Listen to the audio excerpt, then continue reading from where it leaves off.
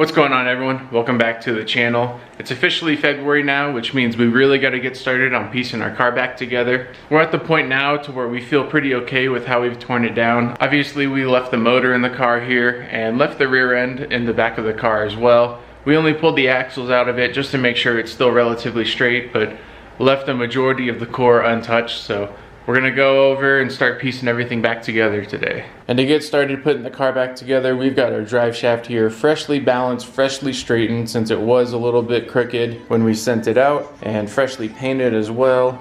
We've got some new bolts on our coupler up front, and we're gonna throw some new bolts on the back as well. This will be our first piece going back into the car, and then we'll move on from there.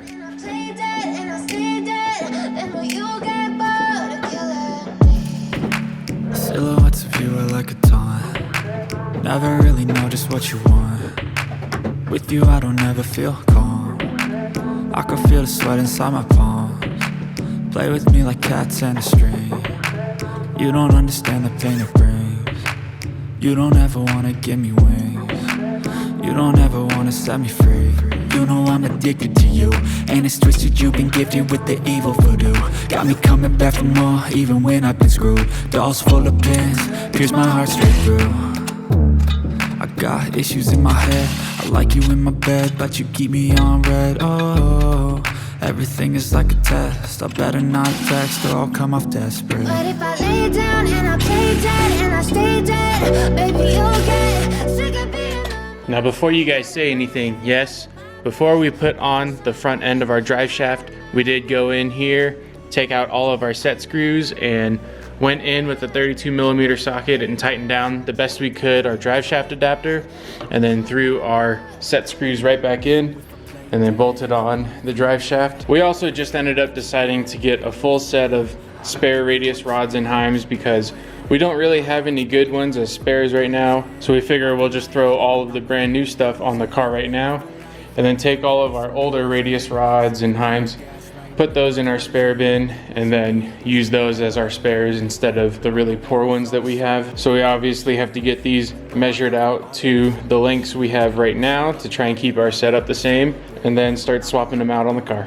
But before we go and set up our new radius rods, I figured now would be a good time to go ahead and get our motor mount bolts swapped out on both sides for the car. The left side here uses 1/2" bolts that have a nylock nut on the inside of it to keep it from backing out and holding the driver's side motor mount in place. And then there's a motor mount on the passenger side that uses 2 bolts going through the mount into the frame, and another bolt that supports the motor against the motor mount.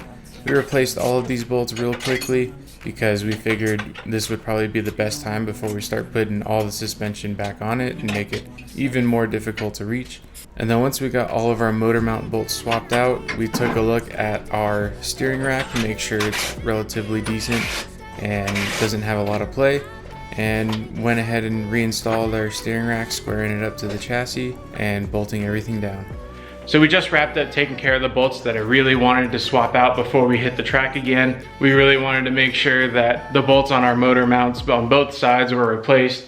We did replace the right side, I just forgot to record it. We've got our steering rack back on the car and squared up a little bit, got the bolts replaced on those. And we even got a new bolt thrown on for our brake pedal to the master cylinder, because since we brake so heavily at CNS, that's a pretty common area where you'll start to see stress on the bolt that will start to cause failure. And the last thing you want of these cars is that bolt snapping and you having no brakes as a result. And we've even got our new radius rods and heim joints measured out and placed in their corresponding spots around the car, just so that we can easily put them on once they're ready to go back on the car. We did have to measure these ones out a little different than the others because we have this clevis on the front part of the rod that connects to our upper control arm. So we just had to measure it a little bit differently, but we got everything matched up and everything's ready to go back on the car. Now I'm fairly certain that we'll have this car finished up in no time. All that we're really waiting on that we have no timeline for yet are the 2 shocks that we sent out to get rebuilt. That's kind of our biggest hurdle right now, so as long as we get those back on time, we'll definitely be able to make our practices, make our first race of the season. But if not, we'll have to buy 2 brand new shocks to replace the 2 that are currently being rebuilt and just use those as spares once they get back. Another thing I'm worried about right now is that we did experience some negative temps not too long ago, so I know that we winterized the car as best as we could and dumped all the fluids and everything, but On the off chance that there's still some water in the water pump or something like that, I'm really worried that maybe we busted our block and then that would kind of screw us, but obviously we're gonna wait until our first track event to fill it back up with water, so we won't even know if the motor's good until then. Things are slowly starting to come back together here. Pretty soon we'll be able to throw our body back on, take a look at the fiberglass, patch up anything that needs to be repaired, get it scuffed down, throw some fresh paint on there, get all new vinyl thrown back on there, and pretty soon we'll have a race car that looks like a race car again. We still have to go through and replace all the bolts for our seat mounts and our seat belts and everything, and I'm debating right now whether or not we want to pull our old steering column and redo at least the top part to get the steering wheel a little bit closer to us, but also have a straight tube going to us since that one is slightly bent. So we are definitely getting closer to this car being on the ground and being a full race car again, ready to hit the track.